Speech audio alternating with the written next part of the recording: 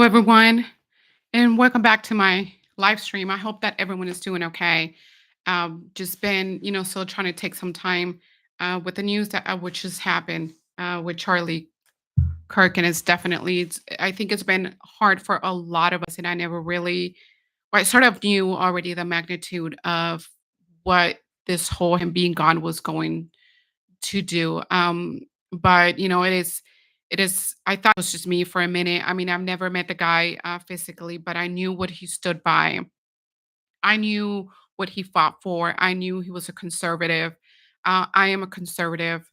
He loved Trump. We supported Trump as well in his term. We voted for him on this term around because I do believe he had some great ideas on how to, make American great and right now keep American great. I know that I got a lot of backlash from people telling me, how can I, me, a Hispanic person, betrayed my own people? uh, you know, eh, I just want you to know that when it comes to immigration, not every single person in this world came here illegally. My parents came the right way, and due to the Ronald Reagan and what he did and allowing amnesty to a lot of people that came to this country, my parents, were able to stay here with that as well. They came here the right way. They had papers. They were working. My dad was working 3 jobs to be able to maintain. Actually, one of his friends was helping him out to have a job so he can stay here uh, legally. We just did this the right way. And when the amnesty came along, my parents were, got into the amnesty. So the fact that, and you don't have to come here illegally just to support illegal people. You don't. And when I would hear telling me, people telling me that I was betraying my own people because of who I voted, I will let them know, listen, would you let just somebody walk into your house randomly, right? Just someone totally random walk into your home, sit on your bed, sleep on your bed, eat your own food. No, you're going to say, excuse me. You're probably even going to call the cops and, your life being threatened by a stranger. That is what I considered this country. To me, this country, it's my home, the home of my child. So I need to make sure that my nephew, that my daughter, my nephews, my nieces, they have a safe home here. And allowing people just come in without knowing where they're coming from, what their status, things like that. Um, it was just mind baffling how people were walking in, were coming in now. And I'm not saying for everyone. I myself known people. My mother works with people that they came here during the Biden administration time. And when they came here, they've been showing up to court, they've been doing what they need to do.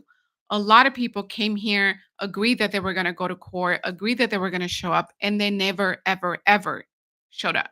So, do you see that different perspective? Someone that came here illegally, but was willing to still follow the rules, and someone that did not come here the right way, also came here illegally, but they did not want to follow the rules. They were, getting money for food stamps, for a lot of things that it was unnecessary. Those people went back. I'm okay with that. I have no idea where you're coming from. I have no idea where you are, what you are about back home. And I needed to make sure that my child was safe, period. And I know that I got so many backlash from people saying that it was wrong for me to think that way, that I was betraying my own kind. But no, I wasn't. My God and my daughter comes first. So I needed to make sure that she had a safe home. So yes, it's it a lot of the things that Charlie Kirk were crazy, and a lot of his thoughts, yes, but that is what we honestly, that's what we needed. Personally, a lot of us needed that.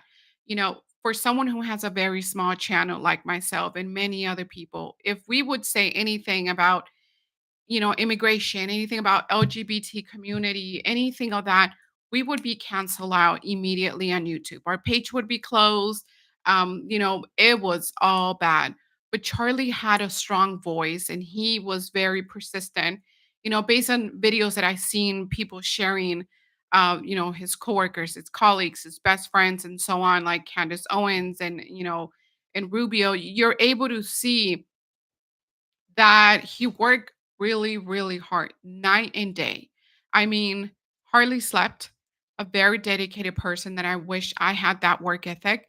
Um, and it's not like he had to come from a horrible background in order for him to be the man that he is. A lot of people think that you do have to have that lifestyle in order for you to be hungry as much as he was. But no, you don't. You not always have to.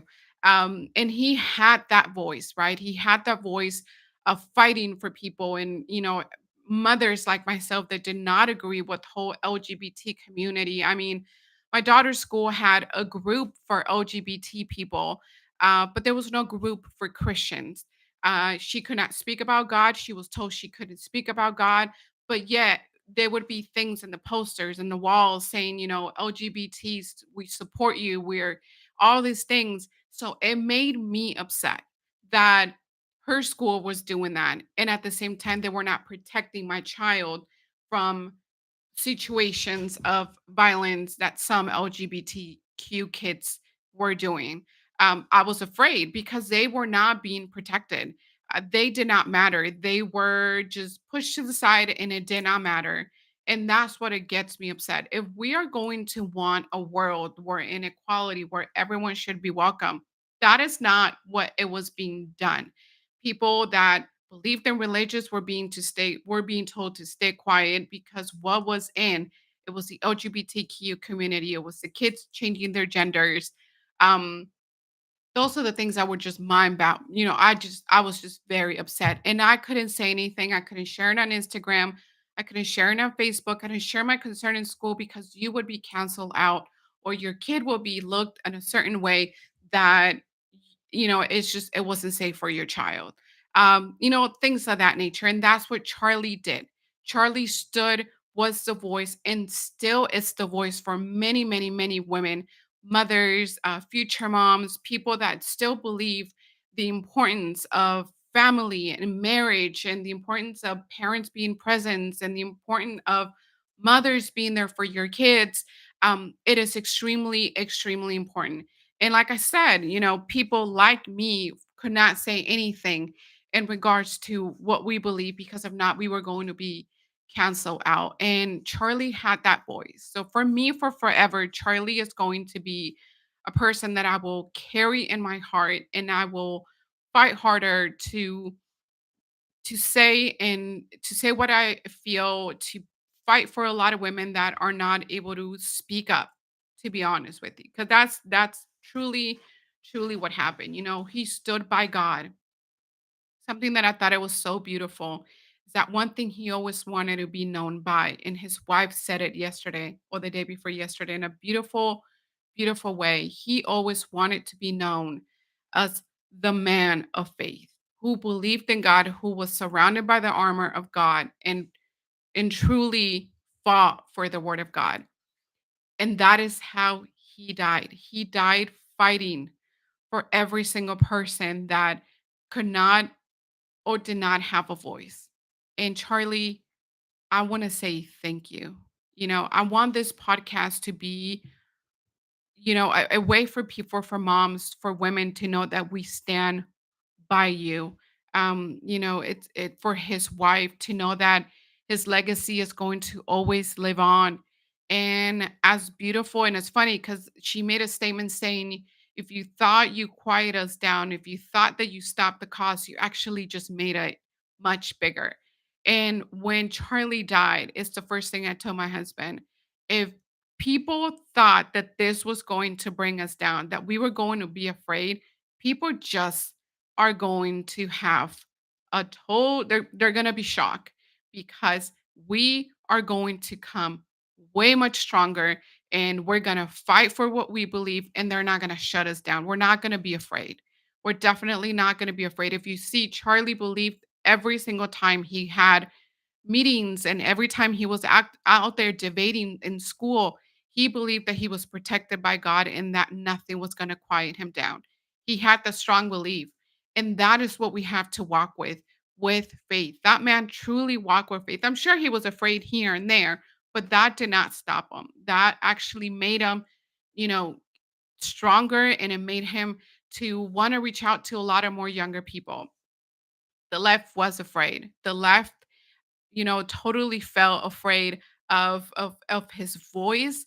A lot of people that believed in this whole transgender thing and so on, and this kids getting, changed sex at such a young age, which I thought it was baffling. You cannot smoke cigarettes before you're 18, and you cannot drink before you're 21, but yet you can change your gender before anything when you're very little, at one, or I mean at two, at three, or whatever age. It was just mind baffling. Seeing young kids taking away their private parts and finding out later that that was not what they wanted. It was such an angry, not angry, but hurtful as a mother, to hear things like that, to hear that moms were losing custody of their kids because one day their kids woke up and said, "I want to be a boy," or "I want to be a girl." That they wanted to be the opposite sex, and knowing that parents were afraid, and there were kids were being taken away from their homes because of that. I always thought it was so just so ridiculous that I'm a mom and I'm having a child and I'm bringing a child to this world, and the struggle that it is to bring a kid to the world, and then somebody making that choice of taking the child away from me. I always thought it was the worst one of the worst things that the government could be doing. And a lot of people moved out of state. We thankfully my husband and I, we actually moved out of state before this whole craziness thing started happening. We moved to Texas, and although we were not completely safe, right? Because some of the parts of Texas they're very liberal. We live in a very conservative area where we felt it was important that our daughter was saved and that she kept that tradition of God. But unfortunately, like I mentioned, the schools here have been more, more about helping out the transgender. And no, we cannot talk about God, but yes, we can talk about accepting every single one of us and, being okay with the LGBT, be more concerned about the LGBT community versus the kids that actually believed in God and they were actually more, I think to me, they were more at risk being attacked than the other side of the kids. I definitely do agree with that. There were a lot of things that Charlie stood by. And me as a mother, I'm going to be standing about it a lot more, and actually even more less afraid, because that is what the left wants us to be afraid of speaking up. I'm seeing things about the left making comments on about Charlie Kirk, and they're mind baffling how they're pretty much excusing that he died. And, well, he died, but because he said this and he actually divided people and he actually made people angry and those things. I'm just like, no, no, no, no.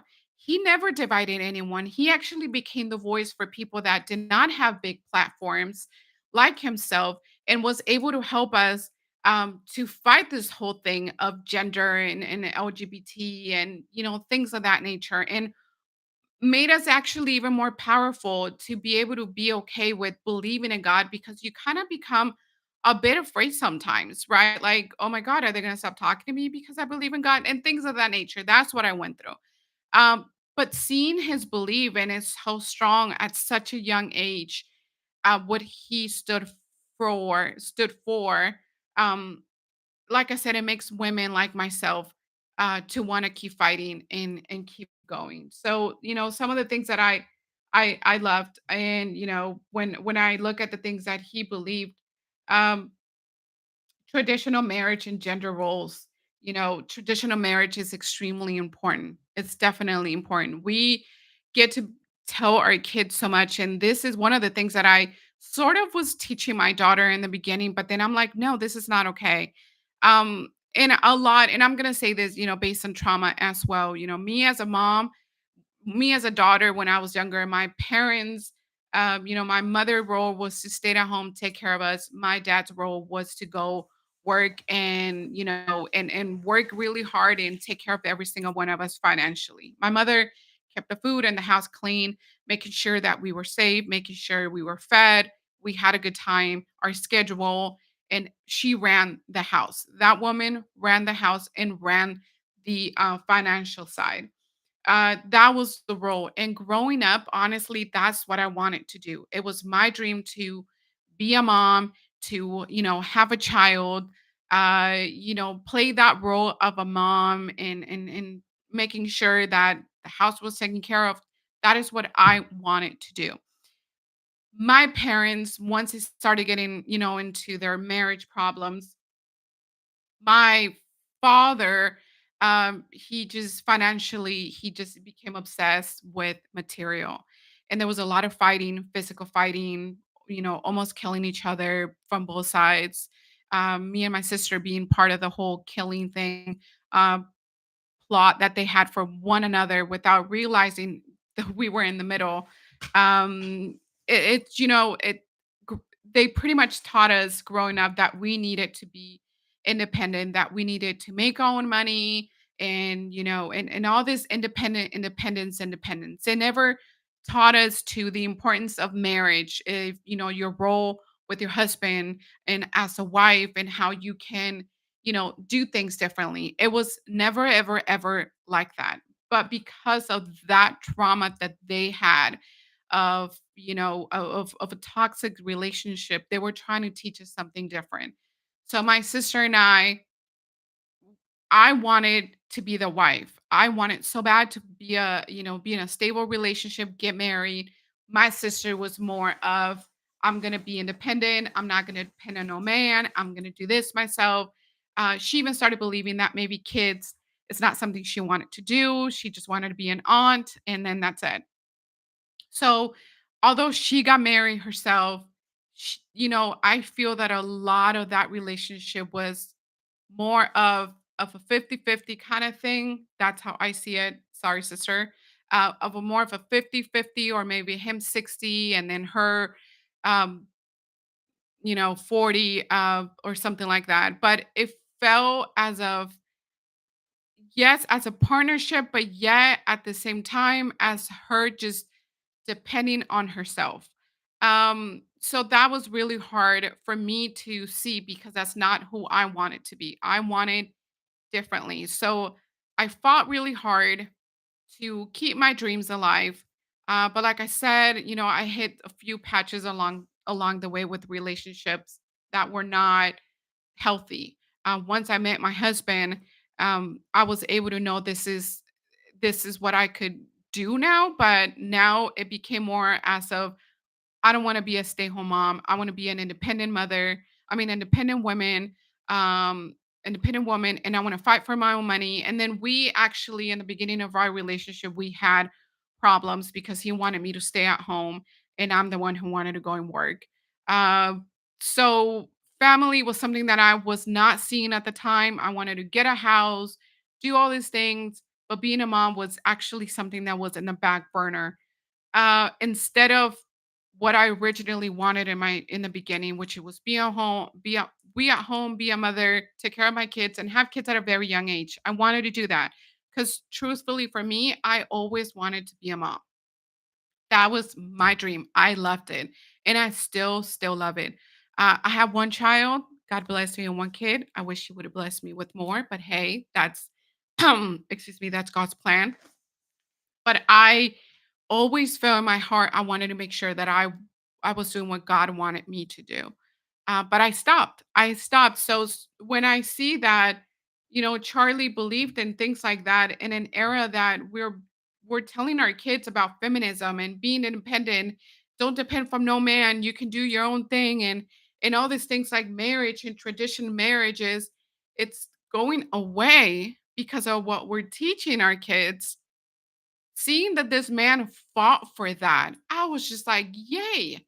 That is what I always wanted to do. That's what I always wanted to be, in a tradition marriage, and understand those gender roles. So it was nice to hear that voice of a younger person to fight for that. And now that my daughter is getting older, I explained to her that when she gets to have a husband and they get to make a choice of having a child, that her role needs to be to stay at home. And I know I get a lot of backlash on that, but her role is to be at home as a mom. The husband won't take care of things financially. So she needs to find a man first, that he's a man of God. That is extremely important. Find a man of God that the word of God is in his heart, that he wants to do what the Bible, says to take care of his wife, to take care of his family. That is important. That's what Charlie stood by. That's why I titled this live stream as of, women stand with Charlie Kirk, to be honest, because that is who I am. I stand with him and I'm always going to stand with him because what he stood by is what I believe. It's what I teach my child. Now, I'm not telling my kid your dreams are forever done. Once you get your career, you're going to have to let that go and just be with your kids and you're done. No, but your kids once they're in an age appropriate, yes, honey, going to work little by little, but make sure that your priority it's always your kids. We should not be having just kids because it's part of life and start popping their kids if you cannot take care of them yourself. If you're going to choose to selfishly just work because your career and nobody is going to tell you what to do because it's your life and your child is going to be with a nanny and all these things that's not the way to go. Your child needs you. You are the mother. And as I said it before, this is not for women that are single mothers. Single mothers, they have to go to work. They have to do it on their own. They have a lot of work, a lot of responsibility all on their own. These are for women that they have a career. For example, just yesterday, my husband and I, we were watching a 90 Days Fiance or something the other way, where there was a model, a plus size model, who her career was everything. So the dad became a stay home father, and the son sort of disconnected from the mother. And now she was crying because, the son has no connection towards her and she wants that connection. But at the same time, it's hard for her to let go of her job. How can you want a connection with your son if you're not willing to make that sacrifice of letting yourself, of that independent woman idea of letting go and let the man be actually the man and working instead of taking away their man's what they hold, their sack, I like to say. Allow them to be a man and take care of the house. Period. That is important. Your career will come back later on if you want it. But when you decide to have kids, your responsibility, your job is to stay at home as a mom. Again, this is not for single mothers, but this are for women that they're, like I said, selfishly are not ready to let go of their career and be a mom and stay at home. Another thing that he stood by is pro-life, anti-abortion. This is something that was deeply, deeply in my heart because I know a lot of people always told me you don't understand it, you're being judgy. But from a person that actually understands that, what happened and how that happens, I can tell you that pro-life, it's the best way to go. I know it's very complicated. And even when I bring it up, I still feel like a little bit hesitant about people that are choosing against this because I get told constantly, well, what if someone, who got raped and this and that? Right. But that child, it's not like he chose to come from that life. It's not like he chose to want to be part of a rape and be born from that. But that child has to say it's a blessing. The child has, a goal to be born in life and be able to for you to make things differently, change things, love a child that is not his or her fault of the situation that happened. But when you make that choice of having an abortion, you're seeing it as it's the best thing to do, but it will tear you apart for the rest of your life. It will carry a stress in you that forever would be with you for the rest of your life. And abortion is not something that you can just wake up on a Monday and say, I'm done, I did it, and I'm done, and this is gonna go away. It doesn't go away, stays with you. And with time, that stress, that pain, that trauma holds on to your body and it's going to show in a type of way that you're gonna see it as sickness, as migraines and things like that, but it's a trauma.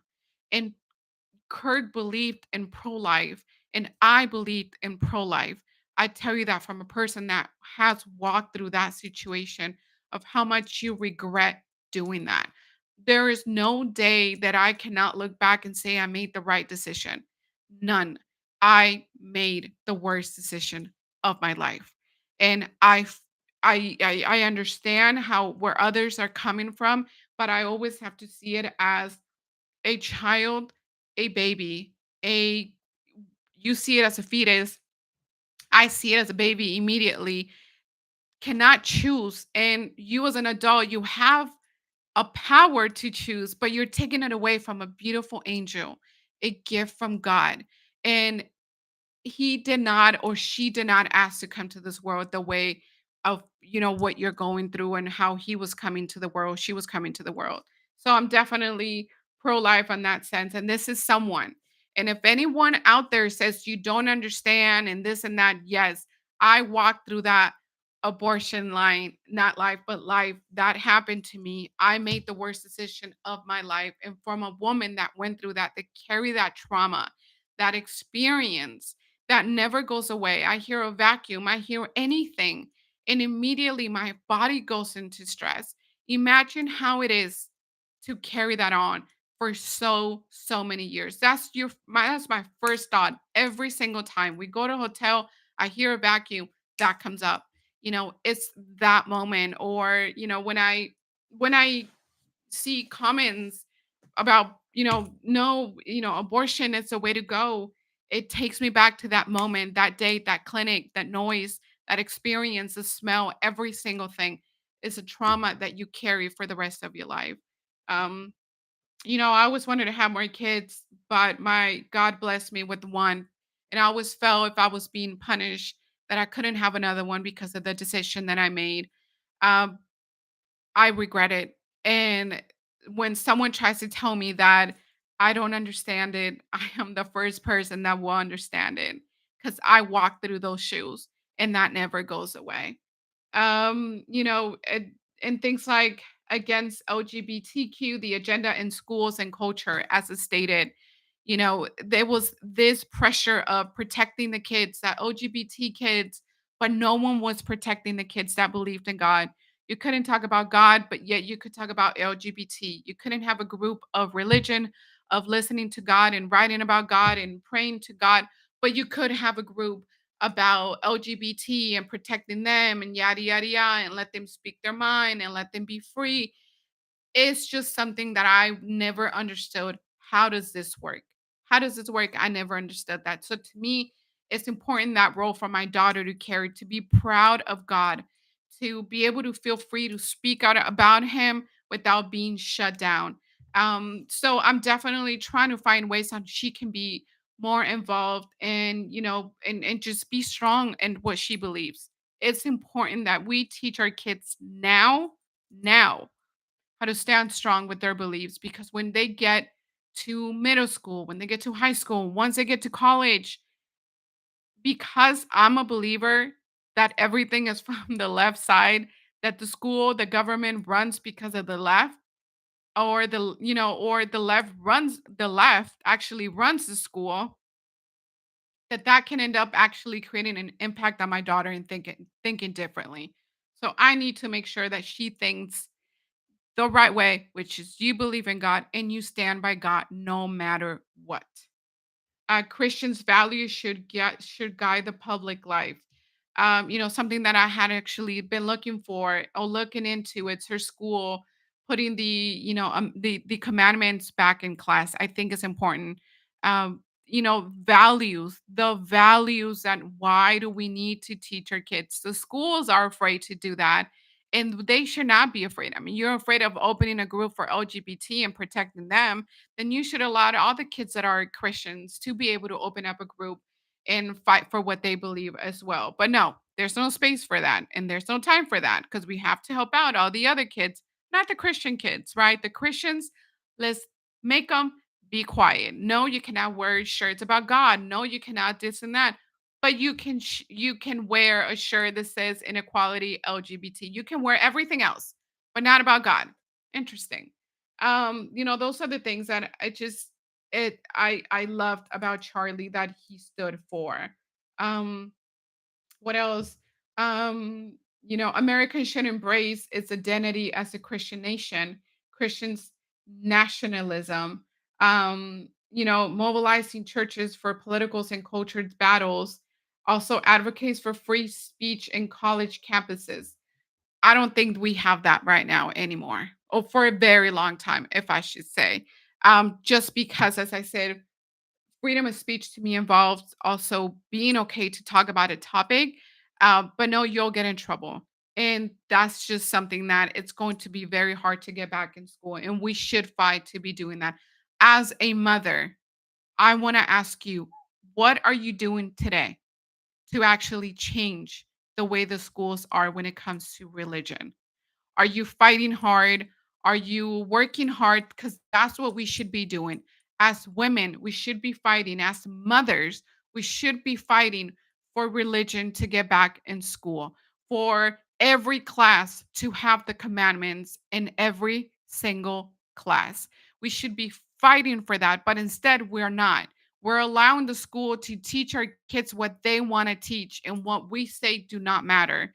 So if I teach my kid today, this week, about certain verse in the Bible, and she shares it with someone and it gets to the ear of a teacher, she actually gets in trouble for that.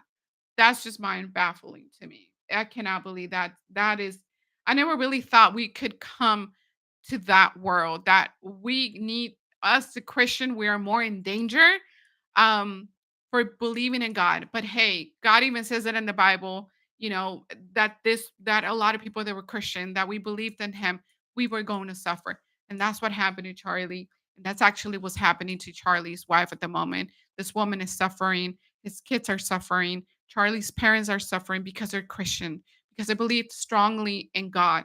And this is what they're being persecuted for believing in him. Um, Other things that I'm not aware of are such thing as creative professors, watch lists and school boards watch lists, heavy use of social media, podcasts, viral content, confrontational debates with liberals, professors, and activists, simplified messaging for mass influence, strong support for Israel, opposition for globalism and international institution, and skepticism towards immigration without assimilation. Those are some of the things that he truly believed in, that he fought hard, he communicated, he talked to people. Some one thing that I always thought it was interesting, his quote was, if when we stop talking, that's when we start fighting. That's when things get bad. And that's what he was doing. And I do think that although his life was taken away in a horrible, horrible way, how did it happen? He also allowed a lot of kids to have a voice and to speak up. He gave a platform, a microphone for a lot of concerns from other people. And I seen those debates. And my younger brother, got the chance to see one of his debates. Although we have not talked about, what he thinks and what his beliefs are, because he's going to a university which Charlie actually went to go have a debate, or communicate with other students. He was just also appalled at the fact that, this man died the way he did.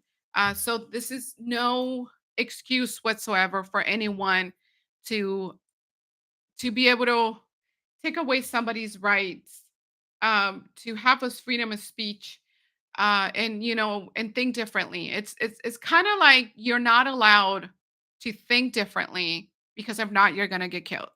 That is what it has come down to.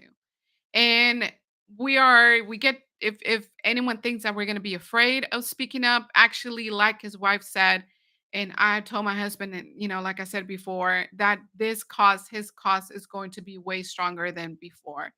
Now we've seen a lot of people on the left and the media of the left worrying about being canceled out. We see things like such as TMZ, then denying that they were celebrating. Some people in the back on his own, while he's doing the live, they were celebrating Charlie's death. And TMZ came out saying that no, there was not. It was not that. It's just it was a chase going on and yada yada yada, which based on confirmations and people already pulling up videos and things like that, we all have realized that TMZ was lying.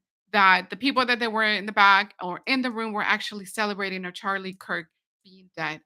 Um, I look at the end of the day, even when Biden was running for president, and I did not agree with any of his terms whatsoever, y'all, whatsoever. When I found out he had dementia, when I noticed that he was sick, when you can see he was falling, we did not sit there and laugh and say, ha ha ha, he deserves it. Hopefully he dies. Hopefully his dementia takes over him. We actually felt bad for him because this man was truly, truly, truly sick. And still, he was running a country with the condition that he has, which now they admit that he is sick, that he does have certain conditions. I don't know why. I don't know which ones specifically, so I don't want to go into details, but you feel bad for him. This is what we did. We felt bad for him. And to have the left in videos of people laughing at the sickness, at the death of a man who is a father, who is a husband, who is someone's son, and posting videos celebrating and screaming of excitement that he is dead. That just says how much inhuman you can be.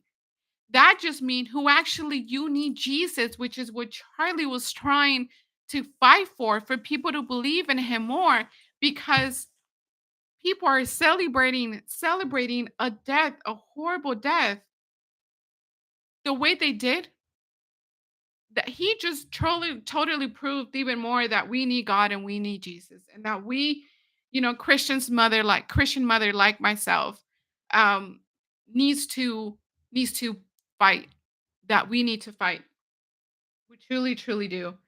Um and this is why I believe that we're going to keep fighting. We are definitely going to keep fighting. We're going to keep fighting hard and we're going to keep doing this. And it's gonna be piss off a lot of people, gonna get people mad, because we're gonna support his cause and we're gonna fight hard, but it doesn't matter. To me, it doesn't matter. I'm gonna keep going. I'm gonna keep being even more less afraid because, like I said, God had a warrior, right? He was a warrior. He fought for a strong cause. And within that warrior in Charlie, he created more warriors.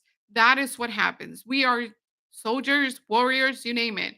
But we are going to keep going. And a lot of younger kids, and I'm seeing on YouTube, a lot of kids are saying that they're going to be um, even fighting for his cause. And the younger voice is actually much louder, I feel, than an older person. People like me as a mom, then I have a platform and then I have a voice. But younger kids have even a stronger voice. They have the energy, they have more of the drive. So I really keep pushing for people to keep fighting. I'm gonna log in for a little bit and then I'm gonna get back in. I just want to see um, how my internet service is good. But if anyone is out there, please just jump in a little bit again, and I'll see you guys back in a few minutes. Okay? Thank you, y'all.